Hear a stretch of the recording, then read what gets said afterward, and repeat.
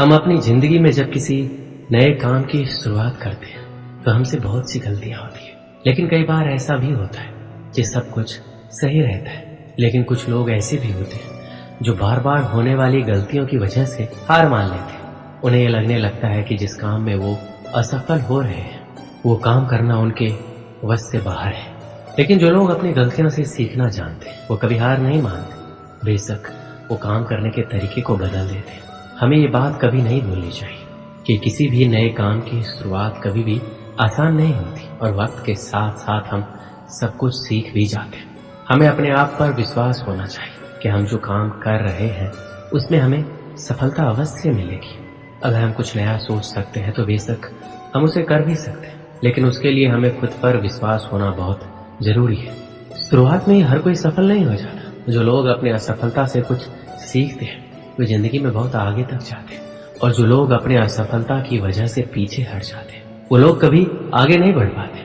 हमें पता होना चाहिए कि सफलता के साथ साथ असफलता भी जुड़ी होती है। जब भी असफलता हमको चारों तरफ से घेर लेती है तो उस समय हमको आगे बढ़ने के लिए मोटिवेशन की जरूरत होती है, क्योंकि बिना मोटिवेशन के हम परेशानियों और कठिनाइयों में उलझ कर ही रह जाते हैं और हमको कोई रास्ता नजर नहीं आता। श्री कृष्ण कहते हैं, यदि आप जीवन में आगे बढ़ना चाहते हैं और सफलता को हासिल करना चाहते हैं तो आपके जीवन में लक्ष्य का होना बहुत ही जरूरी है, क्योंकि बिना लक्ष्य के आप अपने समय को बर्बाद करते हैं और आप किसी भी कार्य को बेहतर ढंग से नहीं कर पाते। यदि आप अपने लिए सही लक्ष्य का निर्धारण करते हैं तो आप अपने समय का बेहतर ढंग से सदुपयोग करते हैं सफलता को प्राप्त कर सकते हैं। अगर आपने अभी तक अपने लिए कोई लक्ष्य नहीं निर्धारित किया है तो आज से ही अपने लिए एक लक्ष्य का निर्धारण करें और उस लक्ष्य को हासिल करने के लिए पूरी कोशिश करें। अगर आप अपने लिए बड़े लक्ष्य निर्धारित करते हैं तो उन लक्ष्यों को छोटे छोटे टुकड़ों के अंदर बांट लें और सबसे पहले छोटे लक्ष्य से कार्य करना शुरू करें, और कुछ समय बाद आप देखेंगे आप बड़े बड़े लक्ष्यों को भी आसानी से प्राप्त कर सकते हैं। श्री कृष्ण कहते हैं, यदि आप किसी भी काम को लेकर बहुत ही ज्यादा चिंतित हैं तो आपके दिमाग में सिर्फ उस कार्य के बारे में ही विचार आते रहते हैं और उसकी वजह से आप सही और गलत फर्क नहीं कर पाते, जिसकी वजह से आपके लिए सही निर्णय लेना काफी मुश्किल हो जाता है और आप उस समय के अंदर अपने लिए कुछ गलत निर्णय ले लेते हैं, जिसकी वजह से आप कभी भी सफलता को हासिल नहीं कर पाते। तो आपको जीवन में कभी भी किसी भी कार्य को लेकर बहुत ही ज्यादा चिंता नहीं करनी चाहिए। आपको सिर्फ और सिर्फ अपने लक्ष्य पर फोकस करना चाहिए ताकि आप लक्ष्य प्राप्ति की ओर आसानी से अग्रसर हो सके।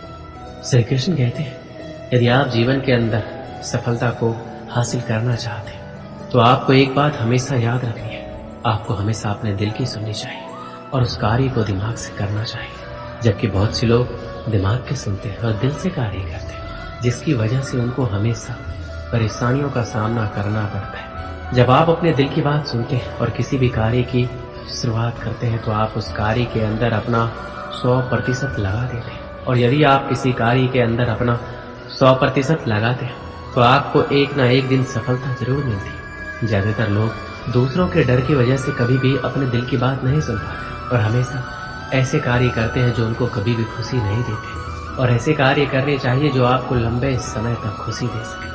श्री कृष्ण कहते हैं, आप सबके जीवन में बहुत सारे चुनौती होते हैं, लेकिन अगर हम अपने अंदर की शक्ति को जान लें तो हम हर मुश्किल का सामना कर सकते हैं। जीवन एक संघर्ष है जिसमें हार और जीत दोनों होते हैं, लेकिन हार से हार नहीं मानना चाहिए। हमें हमेशा संघर्ष करते रहना चाहिए, हमें खुद पर विश्वास रखना चाहिए और हमेशा अपने लक्ष्य की तरफ बढ़ते रहना चाहिए।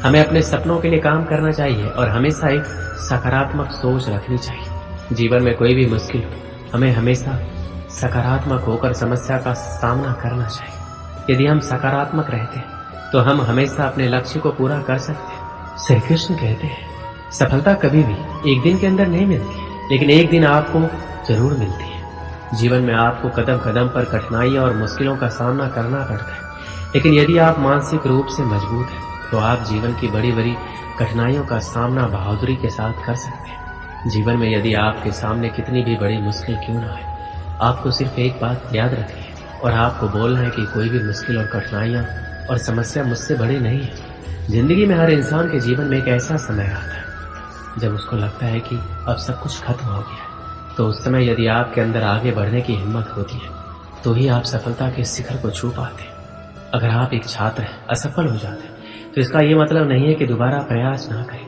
असफलता आपके लिए एक अवसर होती है। आप इससे बहुत कुछ सीख सकते हैं। इससे आप अधिक समझदार बनेंगे और अपनी सफलता की राह को बेहतर ढंग से समझेंगे। अपने आप को माने और दूसरों के बारे में सोचना बंद करें। अपने आप को उन सफल लोगों से तुलना ना करें जो आपकी उम्र से कई गुना ज्यादा सफल हो चुके हैं। आपका मार्ग आपका होता है और आपको उसी के अनुसार आगे बढ़ना चाहिए। अपने लक्ष्य को समझें और उसे पाने के लिए मेहनत करें। लक्ष्य स्पष्ट होना चाहिए और उसके लिए आपके पास एक योजना होनी चाहिए। सफल होने के लिए आपको अपने आप पर भरोसा होना चाहिए। आपको अपनी क्षमताओं पर विश्वास होना चाहिए।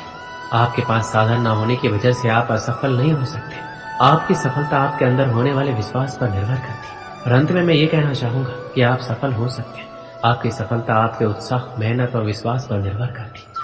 अपनी सोच और कार्यों में सकारात्मक रहें और अपने लक्ष्य की ओर अग्रसर रहें। बहुत समय पहले की बात है। भारत के सुदूर दक्षिण में एक छोटा सा राज्य स्थित था। राजा द्वारा राज्य का संचालन शांतिपूर्वक हो रहा था। एक दिन अचानक उसे खबर मिली कि एक बड़े राज्य की सेना की एक बड़ी टुकड़ी उसके राज्य पर आक्रमण के लिए आगे बढ़ रही है। वो घबरा गया क्योंकि उसके पास उतना सैन्य बल नहीं था जो उतनी बड़ी सेना का सामना कर सके। उसने सेनापति को बुलाया। सेनापति ने पहले ही हाथ खड़े कर दिए। वह बोला, महाराज, इस युद्ध में हमारी हार निश्चित है। इतनी बड़ी सेना के सामने हमारी सेना टिक नहीं पाएगी, इसलिए इस युद्ध को लड़ने का कोई औचित्य नहीं है। हमें अपने सैनिकों के प्राण गंवाने के बजाय पहले ही हार स्वीकार कर लेनी चाहिए। सेनापति की बात सुनकर राजा बहुत निराश हुआ। उसकी चिंता और बढ़ गई। उसे समझ नहीं आ रहा था कि क्या करें क्या ना करें। अपनी चिंता से छुटकारा पाने के लिए वह राज्य के संत के पास गया। संत को उसने पूरी स्थिति से अवगत कराया और बताया कि सेनापति ने युद्ध के पहले ही हाथ खींच लिया है। ये सुनकर संत बोले, राजन, ऐसे सेनापति को तुरंत उसके पद से हटाकर कारागृह में डाल देना चाहिए। ऐसा सेनापति जो बिना लड़े हार मान रहा है, उसे सेना का नेतृत्व करने का कोई अधिकार नहीं है। किंतु गुरुवर, यदि मैंने उसे कारागृह में डाल दिया तो सेना का नेतृत्व कौन करेगा? संत बोला, राजन, तुम्हारी सेना का नेतृत्व मैं करूंगा। राजा सोच में पड़ गया कि संत युद्ध कैसे लड़ेंगे। उसने कभी युद्ध नहीं किया, किंतु कोई विकल्प ना देख उसने संत की बात मान ली और अपनी सेना का सेनापति बना दिया। सेनापति बनने के बाद संत ने सेना की कमान संभाल ली और सेना के साथ युद्ध के लिए तैयार कर दिया। रास्ते में एक मंदिर पड़ा। मंदिर के सामने संत ने सेना को रोका और सैनिकों से बोला, यहाँ कुछ देर रुको, मैं मंदिर में जाकर ईश्वर से पूछ कर आता हूँ, हमें युद्ध में विजय प्राप्त होगी या नहीं। ये सुन सैनिकों ने चकित होकर पूछा, मंदिर में तो भगवान की पत्थर की मूर्ति है, वह कैसे बोलेगी? इस पर सेना की कमान संभाल रहे संत ने कहा, मैंने अपनी सारी उम्र दैवीय शक्तियों से वार्तालाप किया है, इसलिए मैं ईश्वर से बात कर लूंगा। तुम लोग यही रुककर मेरी प्रतीक्षा करो। ये कहकर संत मंदिर में चले गए। कुछ देर बाद जब वापस लौटे तो सैनिकों ने पूछा, ईश्वर ने क्या कहा? संत ने उत्तर दिया, ईश्वर ने कहा, यदि रात में इस मंदिर में कोई प्रकाश दिखाई पड़े तो हमारी विजय निश्चित है।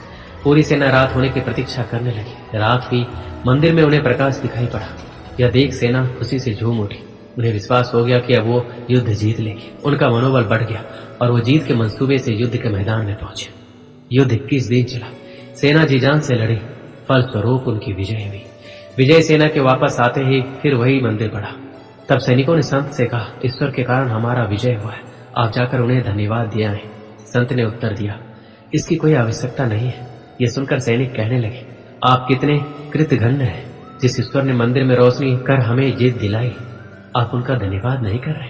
तब संत ने कहा, उस रात मंदिर से आने वाली रोशनी एक दिए की थी और वो दिया मैं यहाँ जलाकर लाया था। दिन में तो वो रोशनी दिखाई नहीं पड़ी, किंतु रात होते ही दिखाई देने लगी।